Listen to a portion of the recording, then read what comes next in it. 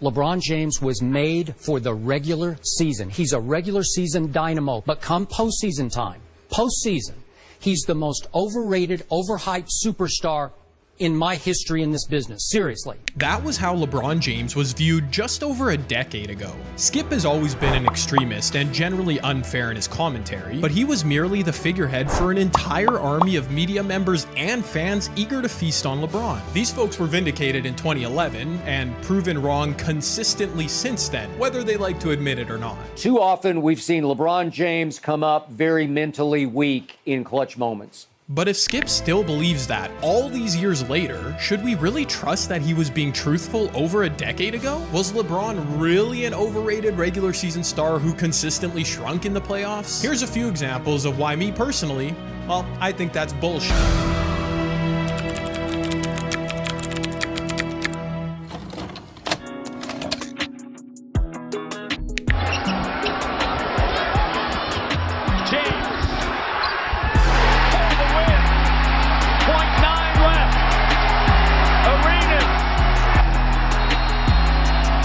Play came in LeBron James' 5th ever NBA playoff game in just his 3rd NBA season at the age of just 21 years old, right? After missing the playoffs in both of his first 2 seasons in Cleveland, LeBron would lead the Cavs to a 50-32 record, good for 3rd in the East. Along the way, James would make his 2nd straight starting appearance in the All-Star game, his first All-NBA first team, as well he'd finish 2nd in MVP voting behind Steve Nash. Despite being a 7-game thriller, TV ratings were down for the 05 NBA Finals. Looking for a resurgence to those numbers, the NBA emphasized Kobe Bryant's return to the dance as well LeBron's awaited postseason debut. Pretty sure the league was happy with what they saw.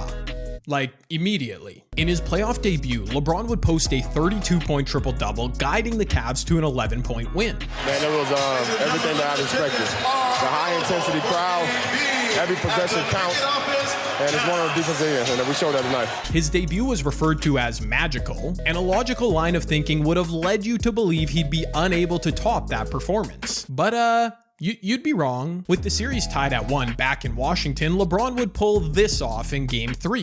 Fakes right, goes left, bends in, over Ruffin, he got it to go! The Cavs would go on to win that game, giving young Bron a game winner in just his 3rd career playoff game. Although yes, anybody with 2 working eyes could see that that was obviously a travel. You could probably see that if you had 1 eye, or no eyes, I don't know. Bad refereeing notwithstanding, the Wizards were able to tie the series once again, sending it back to Cleveland 2-2. LeBron had been sensational through 4 games, but prior to Game 5, then Commissioner David Stern would comment on the kid saying, quote, "Obviously LeBron came in with an enormous amount of hype and has exceeded it, but I always tell people, let's not put additional pressure on him. You get judged by the body of your work, and he's 21. He's got a lot of work yet to do."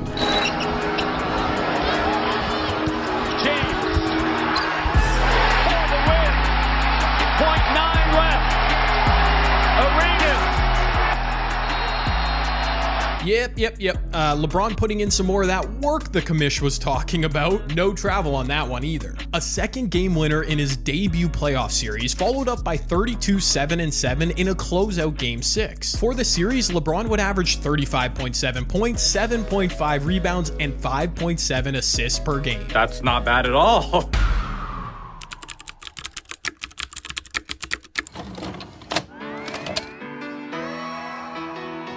Working it down, 5 seconds, 4, 3, James scores with 2 to go. LeBron, now 22, in his 4th NBA season, on his way to a finals appearance, made that play, another game winner. And the clutch aspect of the play is not even what I'm focusing on. After the Cavs dispatched Washington in 2006, as outlined just moments ago, they'd match up in the 2nd round against the Pistons. Detroit was fresh off winning a title in 04, then losing the finals in 05. LeBron and the Cavs would valiantly battle them for 7 games in 06 before eventually bowing out. Veteran Lindsey Hunter said of the matchup, quote, "It took a lot out of us. It probably cost us making it back to the finals." While former finals MVP Chauncey Billups mentioned of LeBron, quote, "He's just a freak of nature in his stature and in his knowledge of the game."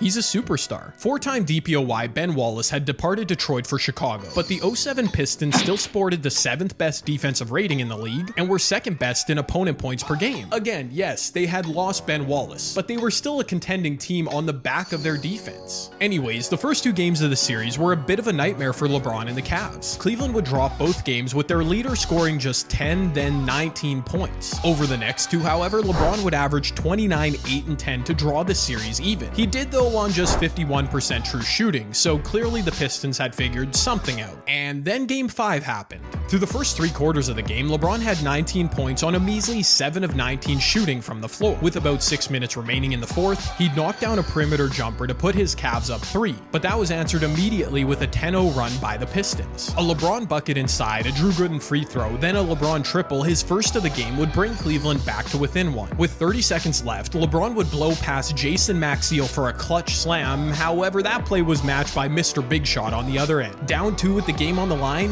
LeBron would force a switch onto Tayshaun Prince out of a pick and roll, then proceed to blow past the defender for an OT forcing dunk. Tayshaun Prince, by the way, all defensive team member 4 seasons in a row, including here in 07. I'm just saying. LeBron had racked up 11 of the Cavs' final 12 points in regulation. Then he proceeded to score all the Cavs' points in overtime. This included yet another tough-as-nails jumper from the right wing with 30 seconds remaining. Unfortunately, a chance to put the game to bed with 8 seconds left was airballed by James. A tough moment for sure, and Chauncey Billups would send the game to double OT. Maybe LeBron wasn't clutch after all? I mean, an airball? The 22-year-old was undeterred, however, as to begin the extra frame, he'd convert a dirty step back right in the face of Tayshaun Prince. This was followed up a few minutes later by a behind-the-back pull-up from the top of the key to knot the game back up. Chris Webber, who, yes, was on this Pistons team, would convert an and one to regain a Pistons lead before LeBron stepped up again. And the second overtime. Here's James for 3. Yes! And the game is tied.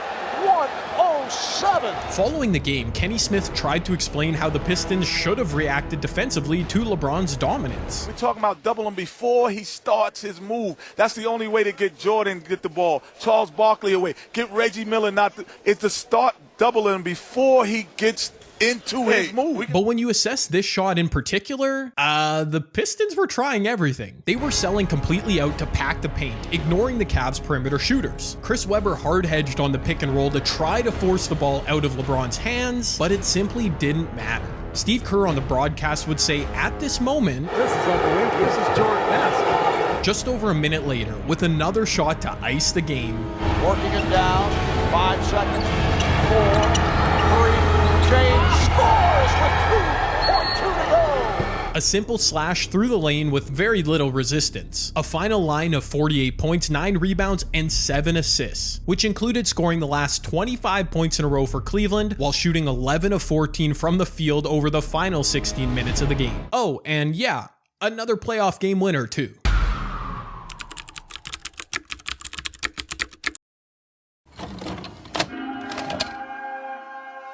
Lewis gets it to LeBron for 3 for the win. Yes! LeBron James and the buzzer! Pandemonium at the Q, inspired by a now 24-year-old LeBron in his 6th season. The 2009 finals, man. What a ridiculous series to revisit. And what I mean by that is, well, let's look at game 1, a game to open the series in which LeBron James scored 49 points on 20 of 30 shooting, dished out 8 assists, and converted a tough and one over the Defensive Player of the Year with 25 seconds remaining to give his team the lead. A game that his team would lose. Unreal. In what was equivalent to an MLB pitcher losing a perfect game on a 9th inning error, LeBron did everything for the Cavs, did everything efficiently, came up big in the clutch, and it wasn't enough. Rashard Lewis, 14 seconds left, dagger. Rather than tuck tail after a devastating loss, however, LeBron had the answer in a pivotal game 2. Well, kind of. I mean, it definitely wasn't a perfect game again. LeBron would finish game 2 with a strong stat line of 35 points, 5 assists on 12 of 23 shooting, but this slicing finish high off the window with 6 minutes remaining was his only 2-point bucket of the 4th quarter. The Magic would outscore Cleveland in the final frame, and with about a minute remaining, LeBron would have his shot swallowed up by Mikal Petrus on one end before Hedo Turkoglu drilled a massive shot to tie the game up. LeBron was low-key guarding air as he ran back on that possession too. On the ensuing possession, from bad to worse for James, as he clearly took an extra step on a tough drive to the lane against Dwight Howard. And this time a travel was called. That turnover would give the Magic the final possession, and after a shot clock reset, Hedo Turkoglu once again stepped up to the plate for Orlando. Down to 3. Here's Turkoglu. Yes! With 1 second remaining! The Magic kept finding ridiculous clutch performances from their supporting cast during the 09 playoffs. The only error made by Hedo in this moment was leaving 1 second on the clock. Doug Collins on the broadcast would give his take on how the ensuing sequence should play out. Because you want to put all kind of pressure on the ball and force Cleveland to have to catch the ball going away from the basket, catch and fire a very difficult shot. And that is exactly what happened. Lewis gets it to LeBron for 3 for the win. Yes! LeBron James at the buzzer!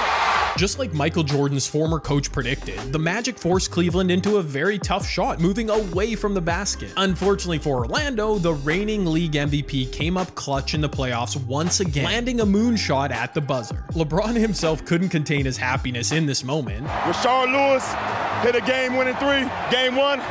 And I matched him with a game-winning 3 in game 2. While a local Cleveland newscast reacted to this moment live. There should be a decent weekend for golf down at Canterbury. Everything's looking good. Cavs win! Cavs win! Cavs win!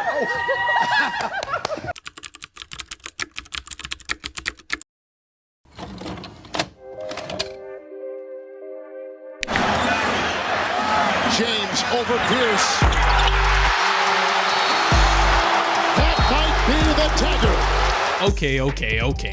Let's get this out of the way right now. Yes, I'm about to discuss a great moment from LeBron in the 2011 playoffs. Sue me. Just 1 month prior to his greatest failure ever, LeBron James put his stamp on a moment that was years in the making. As a member of the Cavaliers, LeBron had lost to the Celtics in the playoffs in a tough 7-game series in 2008, then a disappointing 6-game series in 2010. Dwayne Wade and the Heat, meanwhile, had also lost to the Celts in 2010. The dominance of the constructed Boston Big Three became the unabashed genesis for the Heat Big Three. They're the reason why all 3 of us came together. It's because of what they did, that blueprint they had in 08 when they all came together. Rather than continue to let the Celtics run the East, LeBron made the most controversial decision by a star in NBA history. And well, we know the rest of that story. But because of what would transpire down the road against Dallas, LeBron, Wade, and the Heat vindicating their decision to team up against the Celtics has become wildly overlooked. For the series, LeBron would average a cool 28, 4, and 4 on 55% true shooting, but his most triumphant moment came in a closeout Game 5.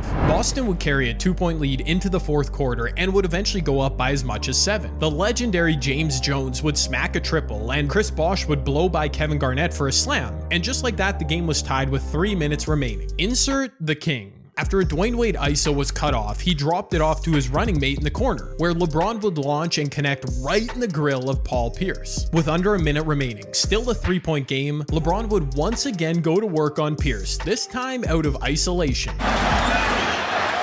James over Pierce. That might be the dagger.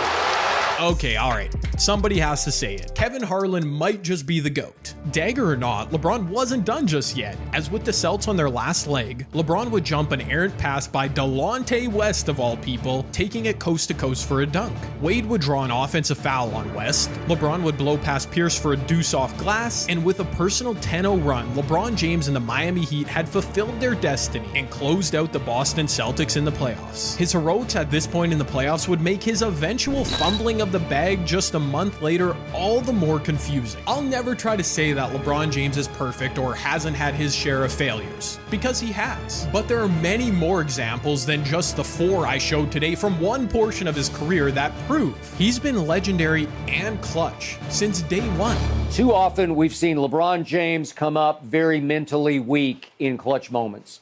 Real selective memory on this guy right here. Real selective.